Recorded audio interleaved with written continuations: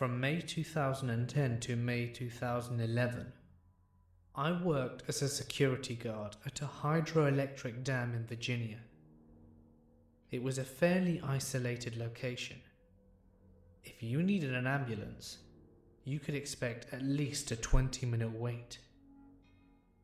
About a month after I was hired, one of the guys at the dam told me that most security guards out there will quit after a few days because they got so creeped out by being alone in the dam all night, and he was glad that I was sticking to it.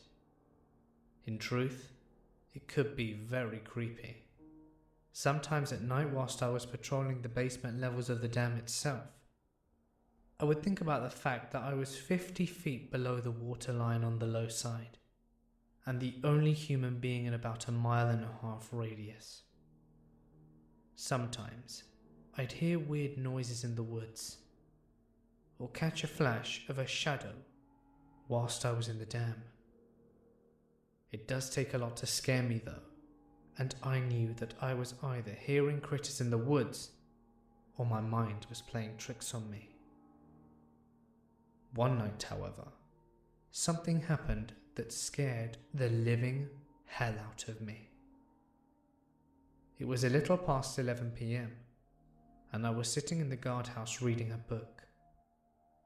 Suddenly, I hear a tap at the door.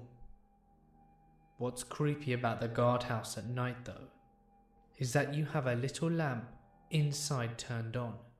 People could look through the window and see you quite clearly, but due to the glare off the glass, it made it difficult for you to see outside. When I heard the tap at the door, I thought it was a bug hitting the glass. It was so faint, and I knew that there weren't any contractors at the dam. I had the place to myself. The tap came once again, more insistent this time. I grabbed my flashlight and opened the door. There was no one there. I let the door slip from my hand and shut behind me. To my left, previously concealed by the door as I had opened it, was a huge man, at least 400 pounds, wearing a grey sweatshirt and grey sweatpants, and the sweatshirt was smeared with fresh blood.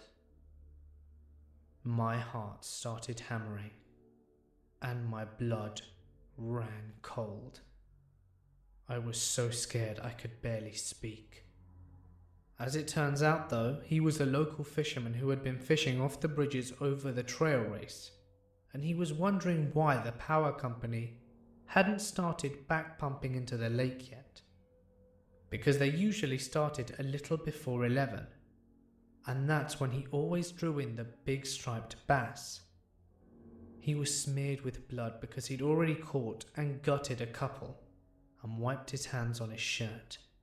He felt really bad when he realized that he'd approached me basically in the same way that a murderer in a horror movie would have. I am thankful to this day that I am an unarmed security guard, because if I'd have had a gun, I would have either shot him or accidentally shot myself whilst trying to shoot him.